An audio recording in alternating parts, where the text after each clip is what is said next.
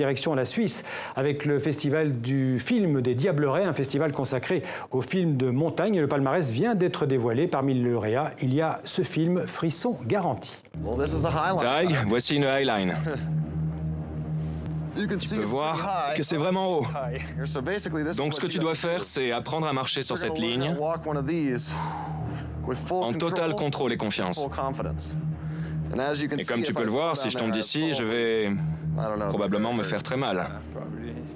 Je vais t'apprendre comment créer une sécurité dans ta tête.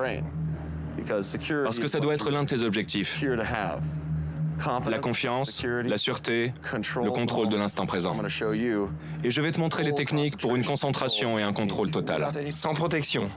J'ai une protection ici. C'est comme ça que je m'entraîne. C'est comme ça que je vis ma vie. Pleine concentration, technique parfaite, toujours dans l'instant présent, respirer, lentement, mouvement parfaitement maîtrisé, tout au long de la traversée, jusqu'au bout.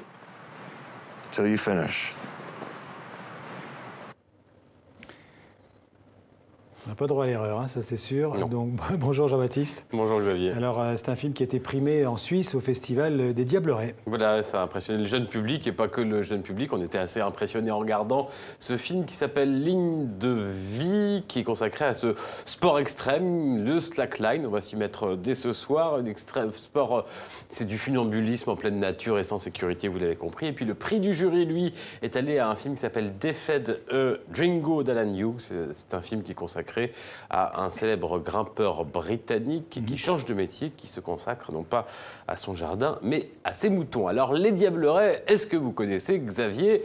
Voici la carte pour vous aider. C'est en Suisse, à une quarantaine de kilomètres de Montreux, dans le canton de Vaud. C'est dans une station de montagne. Et c'est un festival qui existe depuis 1969. Vous l'avez compris, il est consacré aux films de montagne, mais pas seulement. Il a beaucoup évolué en presque un demi-siècle maintenant. Jean-Philippe Rapp en est le directeur. C'est une grande figure du journalisme suisse. Et Michel Cerutti l'a rencontré. Un festival de montagne, ça évolue. Hein. Il a 45 ans. Celui-là, il a commencé par être un lieu pour les spécialistes de la grimpe, de toutes les formes de grimpe. Et puis aujourd'hui, il est vraiment ouvert. Il est ouvert sur l'environnement, il est ouvert sur l'exploit, il est ouvert sur les autres cultures du monde, montagnardes, etc. Donc ce qu'on cherche, pour moi, c'est d'abord des documentaires qui parlent un peu du dépassement de soi. Ça me paraît une notion importante. Un dépassement de soi qui peut être fait par des professionnels de très haut niveau dans la montagne ou qui peut être fait par des amateurs, mais qui maîtrisent bien la caméra, qui racontent une histoire. Ça, c'est le deuxième aspect. Et la troisième, c'est que moi, je crois qu'aujourd'hui, il faut que la montagne soit le plus populaire possible. Donc, à partir de là, on fait une programmation qui est la plus large possible.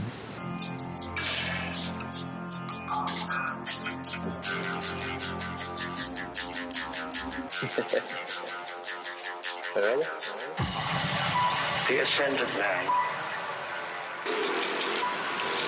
is not a game.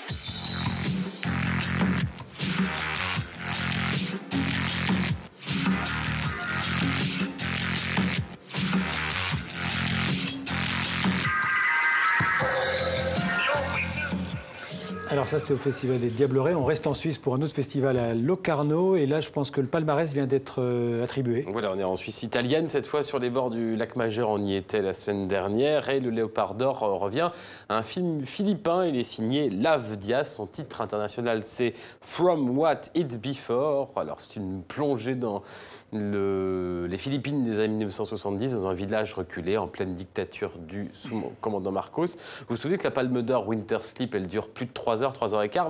Là, la Palme d'Or, elle est écrasée à plat de couture. C'est un film qui fait 5h30.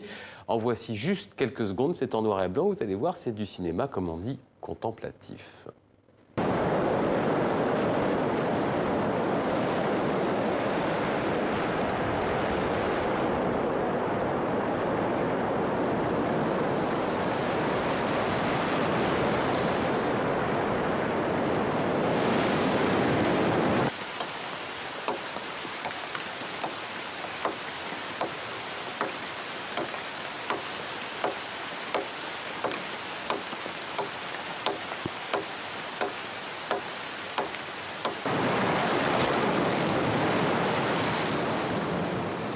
Voilà, très contemplatif, donc, mais c'est quand même, faut le dire, faut pas se moquer, c'est un cinéma qui s'apprécie dans sa longueur et dans une grande salle. Et puis, côté interprète féminine, c'est une Française, Ariane Labed, qui a obtenu le Léopard pour ce film, qui est un premier film. Elle joue le rôle d'une mécanicienne de la marine marchande. Le film s'appelle, vous le voyez, Fidelio, l'Odyssée d'Alice, premier film donc de Lucie Borletot, qui a beaucoup impressionné les festivaliers de Locarno. On y reviendra dans quelques semaines pour sa sortie européenne.